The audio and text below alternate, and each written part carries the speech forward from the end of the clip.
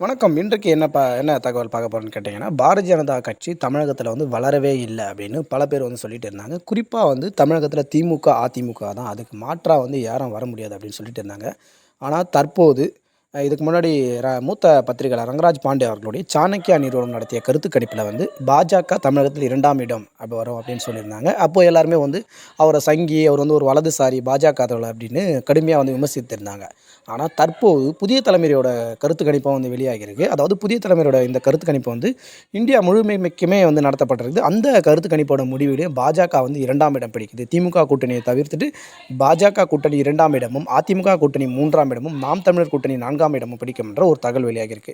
அப்போ இதுக்கு என்ன சொல்ல போறாங்கன்னு பல்வேறு பாஜக தொண்டர்கள் வந்து கருத்து தெரிவிச்சுறாங்க. இதில வந்து திமுக கூட்டணி வந்து 38% வாக்குகள வந்து எடுக்கணும். பாஜக கூட்டணி அதுக்கு அடுத்து 18% வாக்குகளை எடுக்கணும்.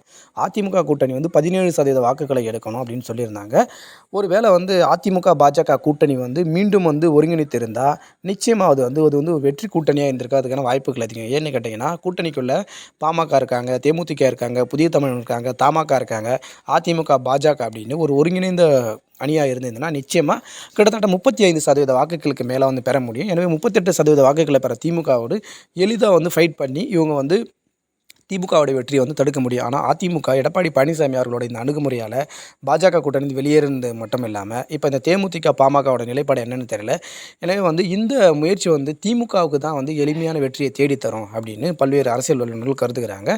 குறிப்பா வந்து இப்போ அதிமுகவுல இருந்து நீக்கப்பட்ட ஓபிஎஸ் அவர்களும், டிடிவி தினகரன் அவர்களும் நிச்சயமா பாஜக அணியில தான் இணைவாங்க. அப்ப அவங்கலாம் இணைந்த பிறகு அதிமுகவோட வாக்குகள் வந்து பல வாக்குகள் வந்து பிரிந்து சிதறும். எனவே இது வந்து திமுகவுக்கு வந்து ஒரு ஆதரவான நிலைப்பாடு தான் எடப்பாடி பழனிசாமி அவர்களோட இந்த முடிவால எடுக்குது என்னவோ, அண்ணாமலை அவர்களுடைய செல்வாக்கு கணிசமா தமிழகத்தில உயர்ந்திருக்குது என்னவோ, அது இந்த நாடாளுமன்ற தேர்தலை எதிரொலிக்கலாம் என்னவோ, சாணக்யா சேனலும், இப்போ புதிய தலைமுறை சேனலும் சொல்லியிருக்காங்க. தொடர்ந்து அரசியல் சார்ந்த காணொளிகளை பதிவேற்றி வரோம். நம்முடைய சேனல் ஆதரவளிக்கக்கூடிய நண்பர்கள் சேனலை சப்ஸ்கிரைப் செய்யுமாறு கேட்டுக்கொள்கிறோம்.